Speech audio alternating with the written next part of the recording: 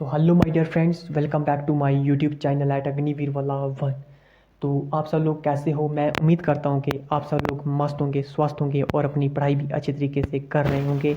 और जो भी मैं डेली लेक्चर्स डाल रहा हूँ उनको डेली आप लोग देख रहे होंगे, रूटीन वाइज देख रहे होंगे, ठीक है। कंसिस्टेंट होंगे आप लोग अपनी हार्ड वर्क को लेके। मुझे यही उम्मीद है आप लोगों से, क्योंकि मैंने आप लोगों को बोला है कि एक साल जो है इस यूट्यूब चैनल के साथ जुड़ के देखो। अगर आप लोग एसएससी जीडी 2023 में पहली बार एग्ज़ाम देने जा रहे हो तो आपके लिए ये यूट्यूब चैनल जो है ये बेस्ट रहने वाला है, क्योंकि जहाँ से ज़ीरो से पढ़ाया जा रहा है, ठीक है। और आपके लिए ये बेस्ट है, ठीक है। एक साल इसके साथ जुड़ के देखो, अपना प्यार और सपोर्ट बनाए रखो, ठीक है। आप लोगों को कुछ ना कुछ प्रॉफिट हो जाएगा, ठीक है। एसएससी जीडी नहीं तो अग्निवीर ज़रूर आपका 2023 में निकल जाएगा, ठीक है। सिलेक्शन आपकी हो जाएगी। बस इस यूट्यूब चैनल के साथ अपना प्यार और सपोर्ट बनाए रखो। मैं अभी भी आप लोगों को बोल रहा हूँ कि अगर आप लोगों को अच्छे से अच्छा सिस्टम चाहिए, इस यूट्यूब चैनल का अच्छे से अच्छा सिस्टम चाहिए, तो दिवाली तक जो है आप लोग मेरे 10K सब्सक्राइबर्स करवा दो। मैं अभी भी आप लोगों को वादा करके बोलता हूँ, अगर आप लोग इस दिवाली तक, जो 2026 में जो दिवाली आएगी, उस दिवाली तक अगर आप लोग मेरे 10K सब्सक्राइबर्स करवा देते हो ना, तो मैं आपके लिए जो है एक डिजिटल बोर्ड लूँगा। मैं ये मेरा ये आपके साथ वादा है। अगर 10K सब्सक्राइबर हो जाते हैं तो दिवाली वाले दिन हम ले लेंगे डिजिटल बोर्ड, क्योंकि डिजिटल बोर्ड में बहुत मज़ा आता है पढ़ने का, ठीक है। जब डिजिटल बोर्ड आएगा तो उसमें जो है हम क्वेश्चन प्रैक्टिस सेट भी लगा सकते हैं, ठीक है। डेली उसमें हम क्वेश्चंस पढ़ सकते हैं, ठीक है। जो PYQs होते हैं वो पढ़ सकते हैं। उधर फिर आसान हो जाता है PYQ पढ़ना, क्योंकि आप लोगों को पता है कि PYQ पढ़ना भी बहुत ज़रूरी है अगर आप लोगों ने किसी भी कम्पिटिटिव एग्ज़ाम को फेस करना है तो। इसलिए मैं आप लोगों को बोल देना चाहता हूँ कि अगर आप लोग 10K सब्सक्राइबर करवाते हो तो दिवाली तक अगर 10K सब्सक्राइबर हो गए तो दिवाली वाले दिन हम ले लेंगे डिजिटल बोर्ड। और फिर डिजिटल बोर्ड पे पढ़ने का जो मज़ा है वो अलग ही आएगा। और फिर आपको भी लगेगा कि मैं कितनी मेहनत कर रहा हूँ आपके लिए। और वो जो PYQs हैं वो आपको मिलेंगे और डेली आप उनको पढ़ोगे तो वहीं वहाँ PYQ से जो है क्वेश्चंस किसी ना किसी शिफ्ट में जो है देखने को मिलते हैं। तो हम जो थे प्लानिंग कमीशंस पढ़ रहे थे। आप लोगों को पता है कि प्लानिंग कमीशन 1950 में एस्टेब्लिश हुई, लेकिन पहली बार जो हुई प्लानिंग कमीशन वो हुई थी 1951 में, ठीक है। आप लोगों को पता होना चाहिए कि प्लानिंग कमीशन जो है इसका जो चेयरमैन होता है वो प्राइम मिनिस्टर ऑफ इंडिया होता है, ठीक है। तो 1951 में जो चेयरमैन था इसका वो था आपका जवाहरलाल नेहरू, क्योंकि उस टाइम प्राइम मिनिस्टर ही वही था, इसलिए वही होगा first chairman of planning commission. तो आप लोग लिख देना है जवाहरलाल नेहरू जो है वो फर्स्ट चेयरमैन था प्लानिंग कमीशन का। फिर अगर हम बात करें कि 2014 में जो है एक नीति आयोग बना, ठीक है। उस नीति आयोग ने क्या किया? नीति आयोग ने इस प्लानिंग कमीशन को रिप्लेस कर दिया। फिर इस प्लानिंग कमीशन को जानने लगे नीति आयोग के नाम से, ठीक है। और अभी आप लोगों को हाल ही में पता होगा, एक तो दिन हुआ कि नीति आयोग ने जो है 50 करोड़ रुपया जो है वो मतलब कि डेवलपमेंट के लिए, जैसा कि कोई भी बायोटेक में जो भी डेवलपमेंट होती है, ठीक है। जो भी उसमें डेवलपमेंट की मान लो आप, उसमें जो है 50 करोड़ रुपया जो है उसने दिया है, ठीक है। अब जो है उसकी मतलब कि बायोटेक फील्ड को बढ़ावा देने के लिए दिया है, ठीक है। और उनका मानना है कि 2035 आते आते जो है बायोटेक जो है ये 4000 युवा जो है वो एडजस्ट करेगी अपनी उसमें लैब्स में, ठीक है, कंपनी में। तो मैं यही बोल देना चाहता हूँ कि ये अब नीति आयोग ने रिप्लेस किया है, ठीक है। अब प्लानिंग कमीशन को जो है नीति आयोग के नाम से जाना जाता है, ठीक है। इसमें जो है 5 ईयर प्लानिंग्स होती हैं, हर 5 साल के बाद होती हैं, ठीक है। जिसमें बात की जाती है कि इन 5 साल में जो है क्या क्या डेवलपमेंट होनी चाहिए, क्या क्या होना चाहिए, उसकी बात होती है इसके ऊपर। तो फिर 2014 में वो नीति आयोग बना दिया इन्होंने। फिर 2015 में जो है इन्होंने फिर उस नीति आयोग को लागू कर दिया और अब उस प्लानिंग कमीशन को जो है नीति आयोग के नाम से जाने लगे, ठीक है। यानी कि प्लानिंग कमीशन जो है नीति आयोग ने रिप्लेस कर दिया प्लानिंग कमीशन को 2015 में। फिर आपको क्वेश्चन आ सकता है कि नीति आयोग का फर्स्ट चेयरमैन कौन था? तो वो था प्राइम मिनिस्टर ऑफ इंडिया। कौन था उस टाइम पे? नरेंद्र मोदी, ठीक है। आप लोगों को पता होगा। तो जैसा कि अगर हम बात करें कि मैंने आपको बोला था कि फर्स्ट जो 5 ईयर प्लान है उसमें क्या हुआ था। फर्स्ट 5 ईयर प्लान में मैंने आपको बोला था कि जो फर्स्ट 5 ईयर प्लानिंग है उसमें मतलब कि कुछ मैंने बोला था कि आपको ये भी याद रखना है कि ये कितने से कितने गया। ये गया 1951 से लेके 1956 तक गया, ठीक है। 1951 से 1956 गया। इसमें मैंने आपको बोला कि मॉडल जो था वो हारोद डोमर मॉडल था, ठीक है। और इसमें मैंने आपको बोला था कि इसकी जो प्रायोरिटी थी वो थी उस पे एग्रीकल्चर पे, ठीक है। तो ये बातें आपको याद रखनी है। ये इंपॉर्टेंट पॉइंट्स आते हैं इस फर्स्ट 5 ईयर प्लानिंग के अंदर। इन्हीं पॉइंट्स को पूछ लिया जाता है एग्जाम में, ठीक है। इसलिए मैं आपको बोल रहा हूँ इसको अच्छे से पढ़ो, ठीक है। यहाँ से क्वेश्चन आते रहते हैं, ठीक है। एसएससी सीजीएल हो या कोई भी एग्ज़ाम हो, इसमें से क्वेश्चन आते हैं, ठीक है। जैसा कि फिर उसके बाद मैंने बोला था कि इसमें जो है 3 डैम्स आती हैं, ठीक है। एक मैंने आपको भाखड़ा डैम बताई थी, ठीक है। एक दामोदर डैम बताई थी, ठीक है। और एक मैंने एक और डैम बताई थी, मेरे को उतना याद नहीं है, स्किप हो गया माइंड से। और साथ में मैंने आपको जो सेकंड 5 ईयर प्लान था उसमें बोला था मैंने कि ये 1956 से लेके 1961 तक गया, ठीक है। 1956 से 61 तक गया। ये भी डेट आपको याद रखनी है कि कब से कब तक गया। ये 1956 से 1961 तक गया सेकंड 5 ईयर प्लान, ठीक है। और सेकंड 5 ईयर प्लान में मैंने आपको बताया था कि ये इसका जो मॉडल है वो है महालनोबिस मॉडल, ठीक है। और नेक्स्ट मैंने इसको बताया था कि इसकी प्रायोरिटी क्या है। प्रायोरिटी यानी कि इसका क्या मकसद है कि 5 साल में क्या होना चाहिए। इसका मकसद था कि जो मतलब कि जो इंडस्ट्रियलाइजेशन पे फोकस था इसका, ठीक है। और नेक्स्ट इसके बाद अगर हम बात करें तो मैंने आप लोगों को बताया था कि जो थर्ड 5 ईयर प्लान है वो 1961 से 1966 के बीच गया था, ठीक है। 1961 से 1966 तक गया, ठीक है। तो इसमें अगर हम बात करें तो ये 1961 से 66 तक गया। इसमें आपको पता होगा कि ग्रीन रेवोल्यूशन भी स्टार्ट हुआ था 1965 में, ठीक है। उसके बाद मैंने आपको बोला था कि who is the father of green revolution, वो एम एस स्वामीनाथन बताया था मैंने। और इसमें जो है एक वार हुई थी, ठीक है। और उस वार के कारण, ठीक है, 1961 से 66 तक गया थर्ड 5 ईयर प्लान। और इसी प्लान में एक वार हुई। इस वार की वजह से जो फोकस था, ठीक है, जो इनकी प्रायोरिटी थी कि इंडस्ट्रियलाइजेशन को वो करना है, मतलब कि डेवलपमेंट उसमें ज़्यादा करवानी है, तो उस जो है इनको मतलब कि घाटा पड़ गया। क्या होगी उसमें, मतलब कि वीकनेस आ गई। इसीलिए आपको क्वेश्चन में एग्जाम में क्वेश्चन आता है कि सबसे वीकेस्ट जो 5 ईयर प्लान है वो कौन सा है। तो आप लोगों को सीधा टिक कर देना कि जो थर्ड 5 ईयर प्लान है वो सबसे वीकेस्ट प्लान है, ठीक है। ज़्यादा नहीं अब मैं आपको रिवाइज करवाऊंगा क्योंकि वीडियो लंबी हो जाएगी। तो अब सीधा हम मेन टॉपिक पे चलेंगे, ठीक है। हमने 4 5 ईयर प्लान थे वो हमने कर लिए थे। आज हम करेंगे फिफ्थ 5 ईयर प्लान, ठीक है। फिफ्थ 5 ईयर प्लान आपको पता है कि 12 है ये fifth 5 year plan. Fifth 5 year plan अगर हम फिफ्थ 5 ईयर प्लान का देखें तो ये जो फिफ्थ 5 ईयर प्लान है ये गया, ये कब से कब तक था। ये 1970 से लेके 1978 तक था, ठीक है।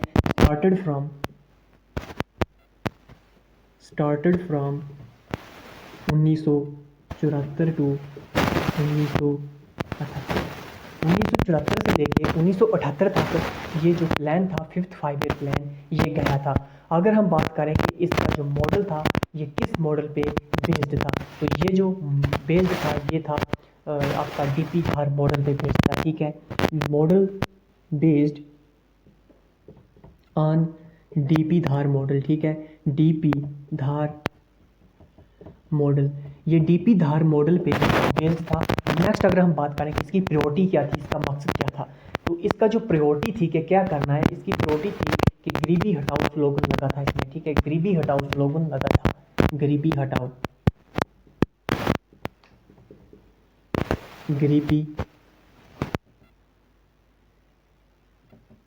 गरीबी हटाओ स्लोगन, गरीबी हटाओ स्लोगन लगा था इसमें। इसी में 1974 से लेके 1978 में आप लोगों को पता होगा कि एक इमरजेंसी एक्ट लगा था, वो था नेशनल इमरजेंसी एक्ट, ठीक है। National emergency act, national emergency act. आप लोगों को एग्जाम में क्वेश्चन आ सकता है कि नेशनल इमरजेंसी एक्ट जो है ये किस 5 ईयर प्लान में लगा था। तो आप लोगों को सीधा बोलते हैं कि जो नेशनल जो इमरजेंसी एक्ट था वो लगा था 5th 5 ईयर प्लान में, ठीक है। और ये किस आर्टिकल में लगता है, तो ये लगता है आर्टिकल नंबर 352 में, ठीक है। आर्टिकल नंबर 352, आर्टिकल नंबर 352 में जो है वो लगता है कौन सा, आर्टिकल नंबर 352 में लगता है नेशनल इमरजेंसी, ठीक है। अगर हम करें कि फाइनेंशियल इमरजेंसी, नेशनल इमरजेंसी मतलब कि पूरा इंडिया बंद हो जाता है, ठीक है। अगर हम करें फाइनेंशियल इमरजेंसी की बात, तो फाइनेंशियल इमरजेंसी मतलब कि पूरा वर्ल्ड ही बंद हो जाएगा उसमें, ठीक है। नेशनल में सिर्फ इंडिया बंद होगा, ठीक है, लेकिन जब फाइनेंशियल होगा तो पूरी कंट्री, पूरा वर्ल्ड जो है बंद हो जाएगा, ठीक है। तो उसको फाइनेंशियल बोलते हैं, फाइनेंशियल इमरजेंसी। फाइनेंशियल इमरजेंसी जो है वो किस आर्टिकल में लगती है, तो ये जो फाइनेंशियल इमरजेंसी होती है ये मतलब कि लगती है आप लोगों की आर्टिकल नंबर 360 में, ठीक है। ये बातें आपको याद रखनी है कि 360 में क्या लगता है, फाइनेंशियल इमरजेंसी लगती है। 356 में क्या लगता है, 356 में जो है वो लगता है आपका क्या, 356 में जो है आपका लगता है स्टेट इमरजेंसी, ठीक है। 356 में स्टेट इमरजेंसी लगती है, स्टेट इमरजेंसी जो है वो लगती है 356 में, ठीक है। ये सब बातें आपको पता होनी चाहिए, ठीक है। नेक्स्ट हम करते हैं कि 6th 5 ईयर प्लान की बात। तो 6th 5 ईयर प्लान जो है ये गया था 1980 से 1985। तो सर 78, 79 और 80 कहाँ गया, मैंने आपको बोला था कि ये जो प्लानिंग कमीशन थी इसमें मतलब कि 3 ब्रेक्स आई थी, ठीक है। एक 1966 से 69 तक, और एक आई थी 78 से 80, और एक आई थी 90 से 92, ठीक है। ये 3 ब्रेक्स आई थी, ठीक है, इसमें प्लानिंग कमीशन में। नेक्स्ट अगर हम बात करें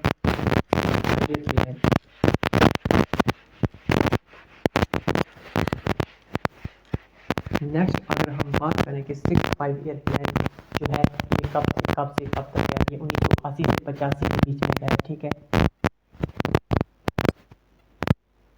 6th 5 ईयर प्लान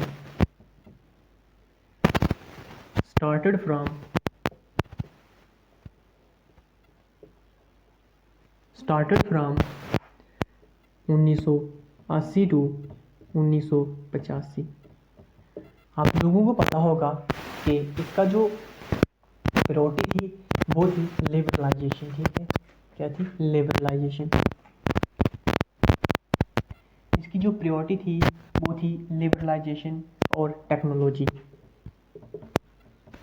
लिबरलाइजेशन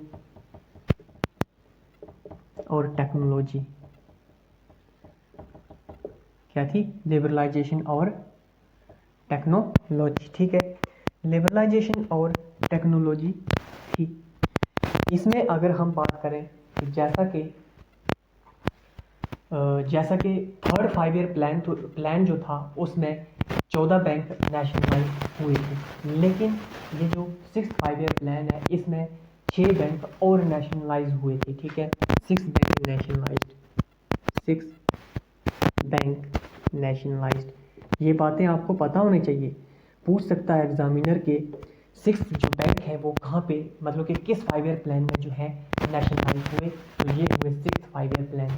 अब बात है कि 1982 में एक बैंक एस्टेब्लिश हुआ जिसको बोलते हैं नाबार्ड बैंक, ठीक है। NABARD bank, NABARD, NABARD bank. NABARD bank जो है ये 1982 में एस्टेब्लिश हुआ। ये भी क्वेश्चन आ सकता है कि नाबार्ड बैंक किस 5 ईयर प्लान में एस्टेब्लिश हुआ, तो आपको लिख देना है कि ये 6th 5 ईयर प्लान में हुआ, ठीक है। और 1980 से 85 के बीच आप लोगों को पता होगा कि इंदिरा गांधी की डेथ भी हुई थी, ठीक है। तो आप लोगों को पूछ लिया जाता है कि इंदिरा गांधी की डेथ किस 5 ईयर प्लान में हुई, तो आपको लिख देना है इंदिरा गांधी की डेथ भी 6th 5 ईयर प्लान में हुई, इंदिरा गांधी डेथ, ठीक है। ये है आपका, ठीक है। अब अगर हम बात करें इसमें 2 स्टील प्लांट्स भी आए थे, ठीक है।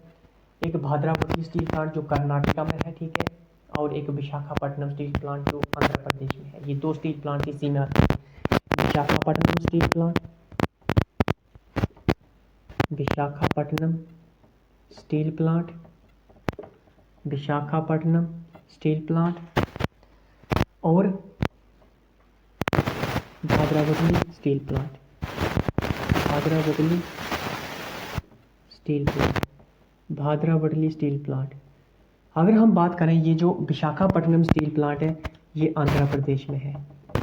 अगर हम बात करें भाद्रावती स्टील प्लांट कहाँ पे है, तो ये है कर्नाटका में। आप लोगों को सब पता होना चाहिए, ठीक है, हर एक चीज़ के बारे में पता होना चाहिए अगर आप लोग जीके जीएस पढ़ रहे हो तो, वरना जीके जीएस जो है वो फेल जाता है एग्ज़ाम में, क्योंकि बहुत वास्ट है ये, ठीक है। आप लोग जितना पढ़ोगे उतना फिर भी आपको लगेगा कि एग्ज़ाम में कुछ नहीं है यार, क्योंकि ये होता ही ऐसा है, जीके बहुत वास्ट होता है ये था हमारा 6th 5 ईयर प्लान, ठीक है। नेक्स्ट अगर हम बात करें 7th जो 5 ईयर प्लान है, ठीक है, उसमें क्या हुआ था, ठीक है।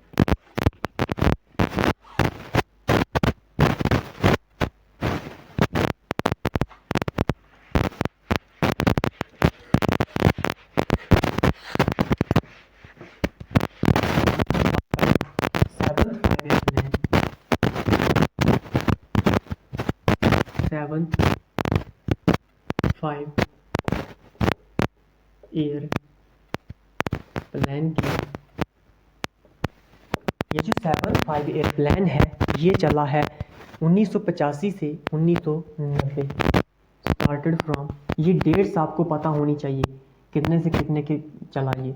स्टार्टेड फ्रॉम 1985 टू 1990, ठीक है।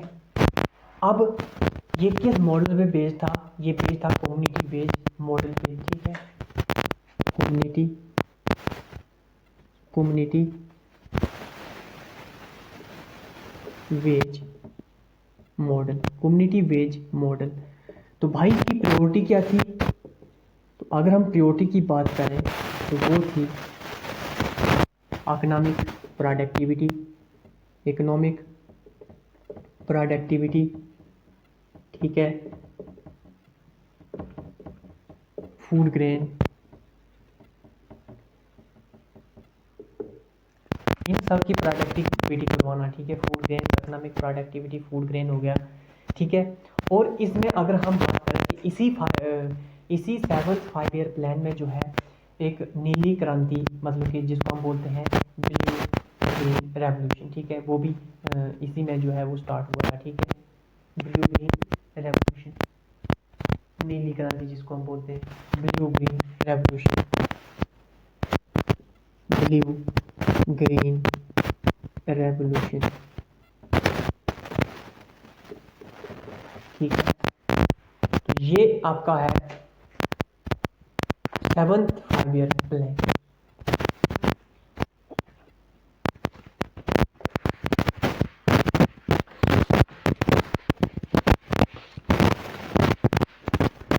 मैं उम्मीद करता हूँ कि आप लोगों को जो है ये सेशन समझ में आया होगा, और मैं आपको फिर से बोल देना चाहता हूँ कि अब अगर आप लोग इस YouTube चैनल पे नए हो तो इस YouTube चैनल को सब्सक्राइब शेयर करना मत भूलना, क्योंकि अगर दिवाली तक इस YouTube चैनल पे 10K सब्सक्राइबर्स हो जाते हैं, यानी कि 10,000 सब्सक्राइबर्स हो जाते हैं, तो इस YouTube चैनल का वादा है कि ये YouTube चैनल जो है एक डिजिटल बोर्ड ले लेगा, ठीक है। क्योंकि डिजिटल बोर्ड पे फिर हम PYQ चलाएंगे, उस टाइम तक हमारा सिलेबस भी हो जाएगा, ठीक है। फिर PYQ पढ़ने में बहुत मज़ा आएगा आप लोगों को डिजिटल बोर्ड पे, और आप लोगों को पता भी चल जाएगा कि हम जो है हमारी जो कितने नंबर आ रहे हैं, ठीक है।